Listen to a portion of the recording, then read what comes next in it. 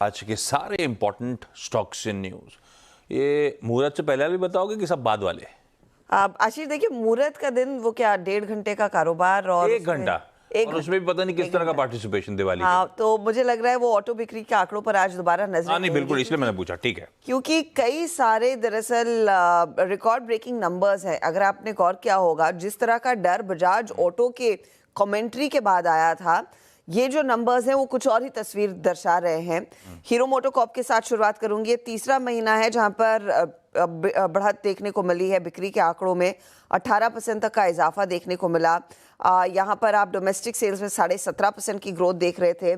Exports में इजाफा रहा है, तो बहुत ही स्ट्रॉन्ग डिमांड अर्बन और रूरल इलाकों से देखने को मिली है, और दोनों 100 सीसी और 125 सीसी में इजाफा देखा गया, तो वो एक बड़ा पॉजिटिव है। टीवीएस मोटर की बिक्री के आंकड़े एकदम उम्दा है। उम्मीद थी 4.83 लाख यूनिट्स की, 4.89 लाख यूनिट्स कंपनी ने बेची है। 14% तक की ग्रोथ देखने को मिली है। बहुत ही बढ़िया प्रदर्शन उभर कर आया। इलेक्ट्रिक व्हीकल सेल्स में करीब 45% तक की ग्रोथ दर्ज हुई। आइशो मोटर्स, जैसे हम कह रहे थे कि इस बारी 1 लाख यूनिट से ज्यादा बिक्री का नंबर आ सकता है, 1,10,000 यूनिट्स बेची हैं, तो वो भी एक बड़ा पॉजिटिव है। यहाँ पर 31% तक की ग्रोथ दर्ज हुई है। Hyundai मोटर्स भी अगर आप देखिए, या Hyundai मोटर्स भी अगर आप देखिए, 2% तक की ग्रोथ देखने को मिली। डोमेस्टिक सेल्स इनके फ्लैट रहे हैं। अक्टूबर में सीवी सेल्स में ऑफकोर्स पिकअप देखने को मिला है।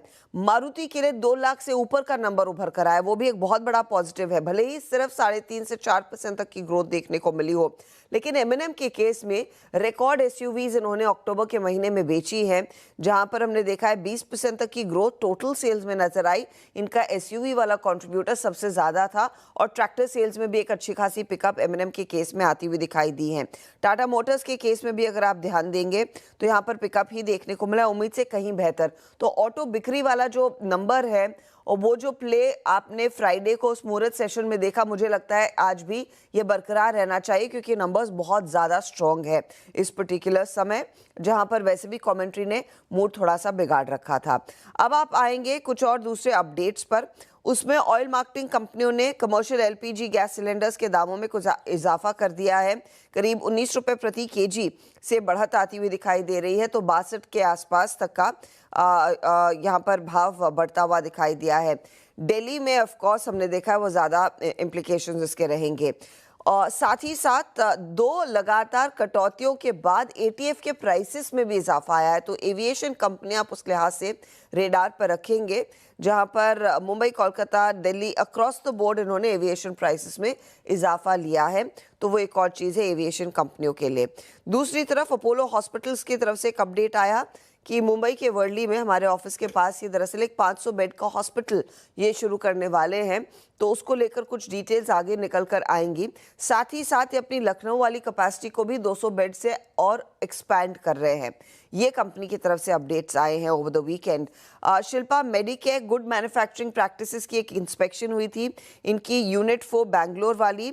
4 ऑब्जर्वेशंस आए हैं। कंपनी ने कहा है सारे प्रोसीजरल इन नेचर है, और एक सीमित तय समय के बीच इनको एड्रेस करना होगा। तो ये फिलहाल एक अपडेट शिल्पा मेडिकेयर की तरफ से। प्रीमियर एनर्जीज एक रीसेंट लिस्टिंग है, उनके लिए एक अपडेट निकल कर आया है कि इनकी दरअसल इकाई है, उनको मल्टीपल ऑर्डर्स जिसका कुल आकलन 560 करोड़ के आसपास का है, फोटोवोल्टिक बिजनेस में जो कंपनी की इकाई है उसमें ऑर्डर्स हाथ लगते हुए दिखाई दिए हैं, तो वो भी एक स्टॉक आप रेडार पर रखेंगे।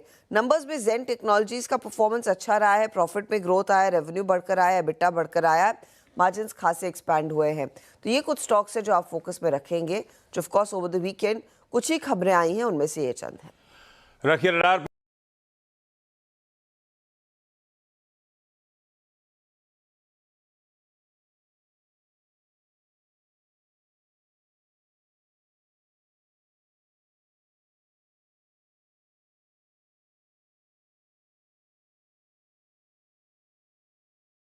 आज के सारे important stocks in news.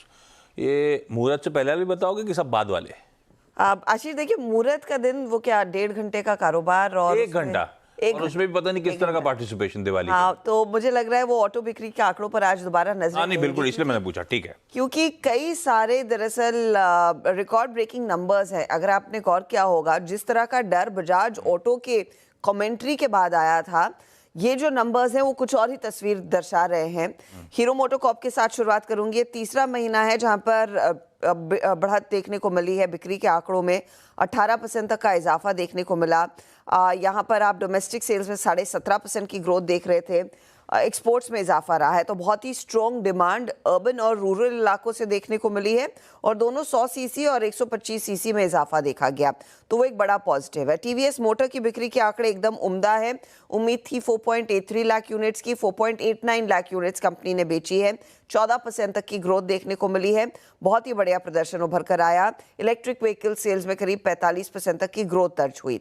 ISEER Motors, जैसे हम कह रहे थे कि इस बारी 1 लाख यूनिट से ज्यादा बिक्री का नंबर आ सकता है, 1,10,000 यूनिट्स बेची हैं, तो वो भी एक बड़ा पॉजिटिव है। यहाँ पर 31% तक की ग्रोथ दर्ज हुई है। Hyundai मोटर्स भी अगर आप देखिए, या Hyundai मोटर्स भी अगर आप देखिए, 2% तक की ग्रोथ देखने को मिली। डोमेस्टिक सेल्स इनके फ्लैट रहे हैं। अक्टूबर में सीवी सेल्स में ऑफकोर्स पिकअप देखने को मिला है। मारुति के लिए 2 लाख से ऊपर का नंबर उभर कर आया, वो भी एक बहुत बड़ा पॉजिटिव है। भले ही सिर्फ 3.5 से 4% तक की ग्रोथ देखने को मिली हो, लेकिन M&M के केस में रिकॉर्ड एसयूवीज इन्होंने अक्टूबर के महीने में बेची है, जहां पर हमने देखा है 20% तक की ग्रोथ टोटल सेल्स में नजर आई। इनका एसयूवी वाला कंट्रीब्यूटर सबसे ज्यादा था और ट्रैक्टर सेल्स में भी एक अच्छी खासी पिकअप M&M के केस में आती हुई दिखाई दी है।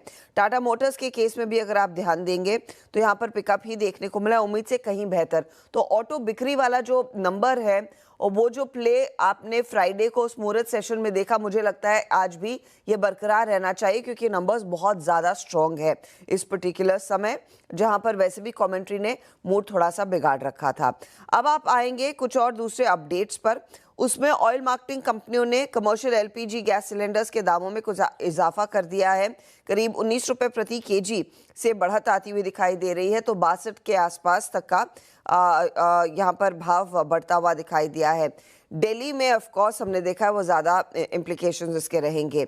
और साथ ही साथ 2 लगातार कटौतियों के बाद एटीएफ के प्राइसेस में भी इजाफा आया है, तो एविएशन कंपनियां आप उस लिहाज से रेडार पर रखेंगे, जहां पर Mumbai, Kolkata, Delhi across the board इन्होंने एविएशन प्राइसेस में इजाफा लिया है, तो वो एक और चीज़ है एविएशन कंपनियों के लिए। दूसरी तरफ अपोलो हॉस्पिटल्स की तरफ से एक अपडेट आया कि मुंबई के वर्ली में हमारे ऑफिस के पास ये दरअसल एक 500 बेड का हॉस्पिटल ये शुरू करने वाले हैं, तो उसको लेकर कुछ डिटेल्स आगे निकल कर आएंगी। साथ ही साथ ये अपनी लखनऊ वाली कैपेसिटी को भी 200 बेड से और एक्सपैंड कर रहे हैं। ये कंपनी की तरफ से अपडेट्स आए हैं over the weekend. Shilpa Medicare good manufacturing practices की एक इंस्पेक्शन हुई थी, इनकी यूनिट 4 बैंगलोर वाली।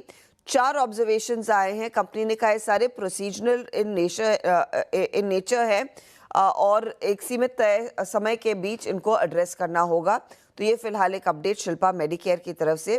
प्रीमियर एनर्जीज एक रीसेंट लिस्टिंग है, उनके लिए एक अपडेट ये निकल कर आया है कि इनकी दरअसल इकाई है, उनको मल्टीपल ऑर्डर्स जिसका कुल आकलन 560 करोड़ के आसपास का है।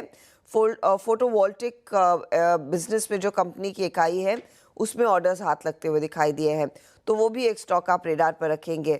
नंबर्स में जेन टेक्नोलॉजीज का परफॉर्मेंस अच्छा रहा है, प्रॉफिट में ग्रोथ आया, रेवेन्यू बढ़कर आया, एबिटा बढ़कर आया।